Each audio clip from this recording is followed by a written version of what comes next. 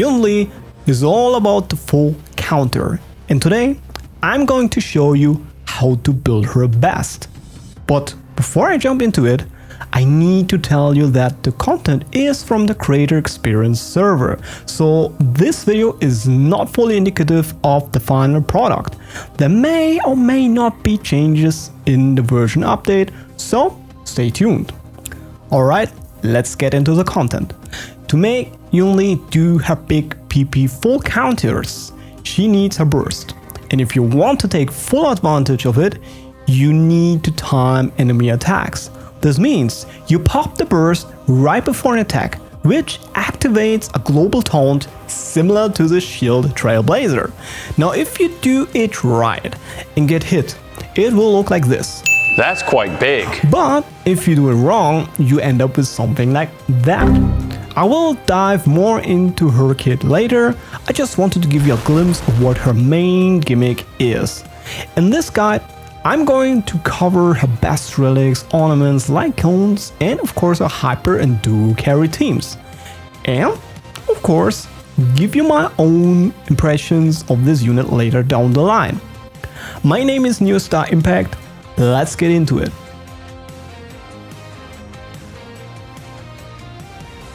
Yunli does lion's share of the damage with your ultimate empowered parries. And while parries in general are follow-ups, in this case, they are still considered ultimate damage. The regular fuas she does, though, are considered fua damage. Therefore, all your gear considerations need to respect that. With that being said, Wind-Soaring Valorous gets you the best results in both hyper and duo carry scenarios, even though it only buffs ultimate damage with the 4-piece effect. The wording ties very closely follow-ups and ultimates, which, in that constellation, only a few characters will cherish, and Yunli is exactly one of them, as it boosts her strongest attacks. And those of you who still farm for Firefly will get wind-soaring pieces inevitably, which makes it resin efficient to farm for. But if you don't have her, the safest bet you can make is to go for Streetwise Boxer. It's pretty much tailor-made for her, as she will stack the attack buff the fastest of any character out there, as countering and hitting fast is her forte. And it's so close to the performance of Wind-Soaring that it is still a decent choice. And the other set in that domain is Meteor, which is living its best life right now since the HMC's release. You can use Longuvus too, but only if you are struggling with life and to get your crit rate up. And you happen to have a spare 4-piece in your mother's basement. If not, just skip it as it falls behind by a good chunk from her better choices. Her best 2-piece options are attack percent and physical. Now for ornaments, Inner Sasato has great value on Yunli as it boosts her ultimate and follow-up damage on top of giving her 8% crit rate. It's the greatest and best all-in-one solution for her. The only other alternative you might consider is Izumo, if you have another destruction unit, or Duran. You need to note that Duran's follow-up buffs will only apply to her weaker attacks, not the ultimate empowered ones. So if you get that 2-piece, you will most likely do it for the 25% crit damage it gives. Other sets I can't really recommend, as you won't meet the speed threshold of 120, unless you squeeze out enough speed here and there from substats without going for boots.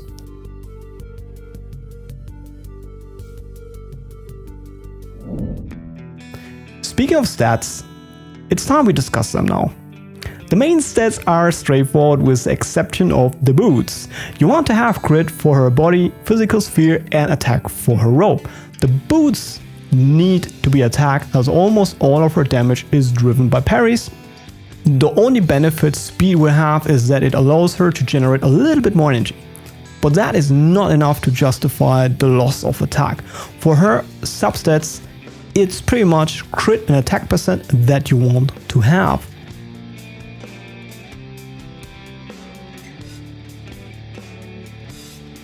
Let's talk now weapons. The first thing that sticks right into your eye about Yunli's signature weapon is that it greatly increases the odds of getting attacked. And the more attacks you eat, the faster you recharge energy. And note that Yunli gets an additional 15 energy from her talent, which comes on top of what any unit gets from getting whacked. And with more energy, you get more opportunities to lay waste with her full counter. It also makes playing her with preservation units a lot more manageable, as she will still catch most of the strays. However, what's odd about this weapon is that it only increases follow-up damage, which is weird as the main part of her damage comes from her ultimate Empowered Force, which count as ultimate damage and therefore don't benefit from its buff. All in all, it's about 14% stronger than S5 Eon in Robin Duo DPS teams and only 8% stronger than S1 Irreplaceable in Sparkle Hyper Carry. So it's only a consideration if you go for Robin Duo or if you really care about the flexibility to play her with preservation units. But outside of that, you can actually skip the light cone and settle for Eon, Clara's LC or S5 Under the Blue Sky, which is also right up there.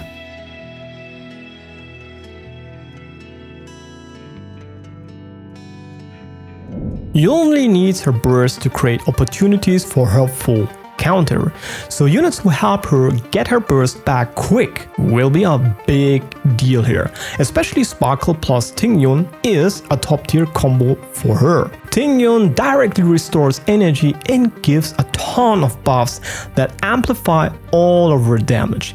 And Sparkle on the other hand indirectly recharges her by making her go over and over again, which fits very well with Yunli's slow playstyle, as we do not want to go speed boost on her anyway.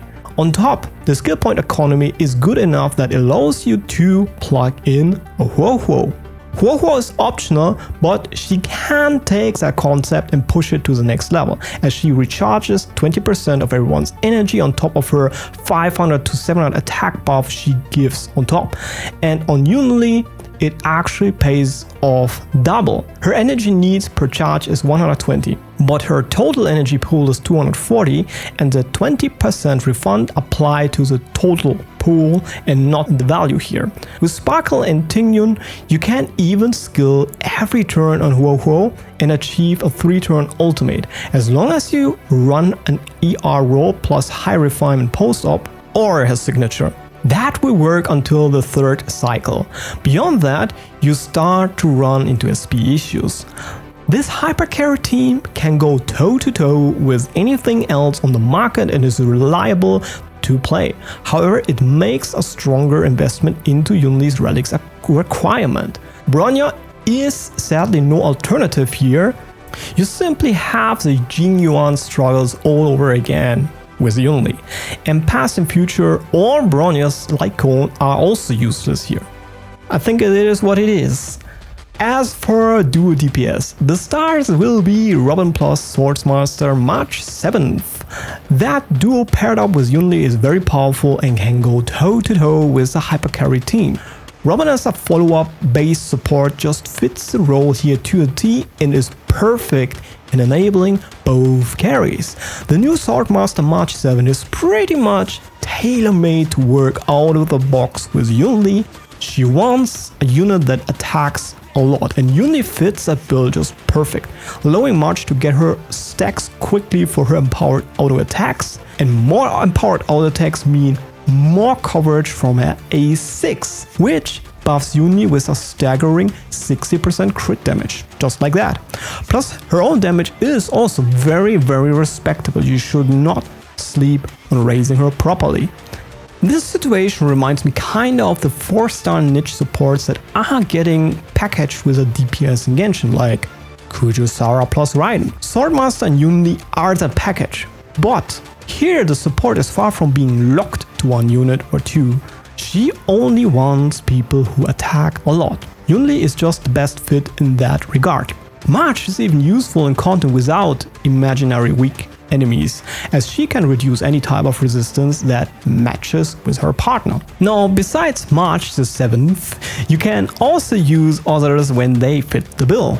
Clara, Topaz do stick out here the most. Argenti and Jade can work too if the content fits the bill. Round May can be used to replace Robin, but you should only consider that if you don't have Robin. Otherwise, May will just find better use in other teams. In terms of sustains, for both teams you can go with either Huohuo or Aventurine. Huohuo, as discussed before, can be a huge battery for both Yunli and Robin. She can compensate for Aventurine's participation in Robin's energy generation through follow-ups to some degree. The downside for going with Aventurine here and preservation units in general is that they can draw away hits from Yunli, as they have stronger aggro level than destruction units. This won't affect people as much who use their light cone, but it does to everyone else. So for most of you, it's better to go with a healer. If you don't have Huohuo, just use what you have, but I need to mention Lynx's synergy here, as she can pull aggro with her skill to destruction units. And if you end up using a preservation anyway, at least put them side by side to Yunli so that she can catch some strays.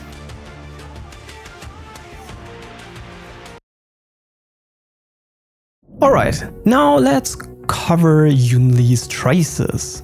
Yunli as such is a physical destruction unit. Her key element is that she needs to receive hits from enemies to dish out her damage. When we look at Yunli's stats, the HP sticks out first, being one of the highest of all characters in the game, on par with Blades, which makes sense as she is a unit who wants to get hit as much as possible, so having a good health pool is certainly very helpful here.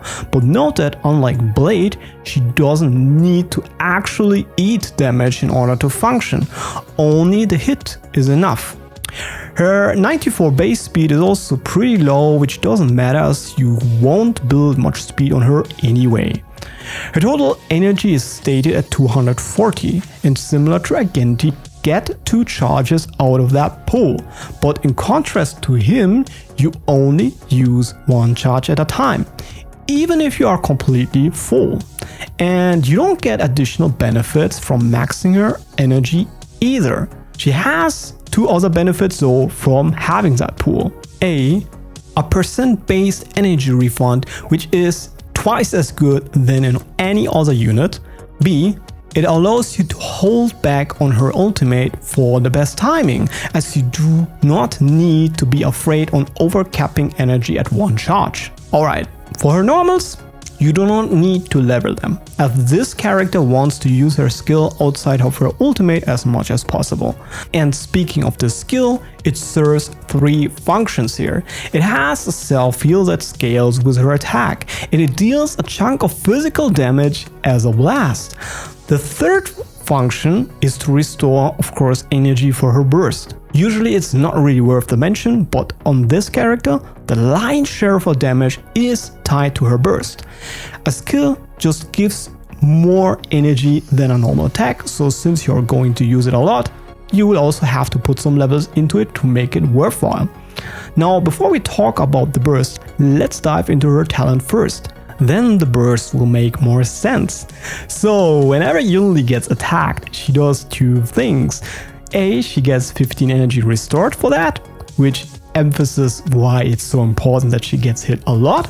And this 15 energy will come on top of what any unit gets when they're hit. By default, small hits give you about 10 to 15 energy and big hits are up to 25. So with her talent on top, it will be 25 to 40 energy every time she gets it. So that's quite a lot. Now the B part of getting hit is that it triggers an automatic counter. Even more reason why she wants to get hit a lot.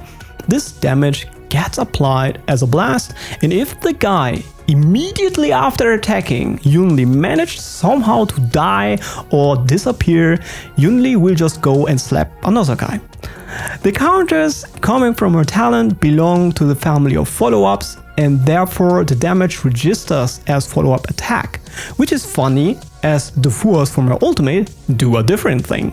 Now the ultimate, as mentioned, consumes 120 energy, so you get 2 charges. When you pull off a charge, you gain a parry effect, which means if the very next guy that comes on the screen is a foe and hits you on the face, you will retaliate with a parry. That parry will replace a regular follow-up from her talent and is called Intuit Cold, which is her more powerful version of her ultimate. If you use her charge, but don't get hit right away afterwards, Yunli will trigger only the weaker version called Intuit Slash. That slash also replaces the counter from her talent, which of course means you also will deal less damage compared to the full counter. Both types do a blast damage that is similar, only that the stronger version gets 6 additional extra instances of damage. In short, it means it just doubles her damage output, it doubles her multipliers, so that's why you never want to miss. But you also get another benefit. If you hit that thing, you also will see Yunli's crit portion of her damage increase by 100%. So again, don't miss. Both types of damage count as ultimate damage, even though they are technically follow-ups, which sucks a little since it makes it more difficult to build her. Some items only buff follow-ups and others only ultimate damage, so any items that can do both, like Inert Salsato, is a real blessing. Yunli's technique is actually pretty cool. When you use it, she will come in swords blazing into combat, unleashing a big PP ultimate right away. No questions asked. On top, you also get its damage increased by 80%, which makes sense as Yunli just barges in before any of her supports could ever do so, which means she will have 0 team buffs other than techniques when she pulls it off. Alright, let's look into her smaller traces. Her A2 brings a pity system to her ultimate, so every time you lose a 50-50 and miss a parry, you are guaranteed to win the next one. Her A4 is also very important, as it would suck Omega Donkey balls if you timed a parry perfectly and you somehow manage to get crowd control last minute. It also reduces the damage you take by 20% as long as you are in the parry state. With her A6, Yunli buffs her own counters by 30% of her attack.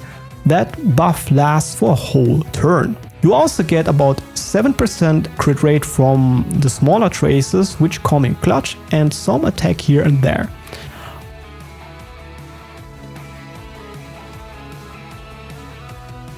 Alright, performance. So, I did a lot of playtesting with a lot of variations of her hyper carry and dual carry teams to see how long it takes her to clear in floor 12, provided she got all her skills maxed out. I have runs with team-wide signature weapons where it is applicable, as my interest was to see what peak you can achieve at E0S1 investment without going sustainless. And of course, I did my best to optimize my clears as much as I could. But you know, my skill issue made me keep missing full counters here and there. This is an IRL factor you need to consider when you see the calculated numbers versus the actual cycles it took me. With that being said, in MLC 12 against Argenti, who is physical weak and therefore a favorable matchup, her best team constellations with multiple signatures did clutch out 2 cycles. And then you have all the way down her 4-star team, who managed to finish at exactly 5 cycles. So yeah, you can say like achievement completed. Some teams are negatively affected like Jade, as Quantum wasn't available on that boss. All in all, you should get the picture. With her best teams and investment, she achieves about 2.1 million damage in a 3-cycle span. She is definitely stronger than Clara, but weaker than Imbibitor or Jinglier in terms of raw damage. And you need to consider that a lot of people just won't hit every single parry in MOC. While on the flip side, it is way harder to mess up on Dill or Jinglier, which means you can access their damage easier and more reliable. But if you're willing to learn her patterns, learn more enemy movements, you will be fine. I consider Yunli to be a decent meta character, which means T1 if you go by the Pride Win annotation. So if you like the character, she's definitely competent and will get the job done. But if you're only after apex levels of characters, you do not need to feel pressured to pull for her. Just relax and wait if anything major gets discovered towards her release or just right after.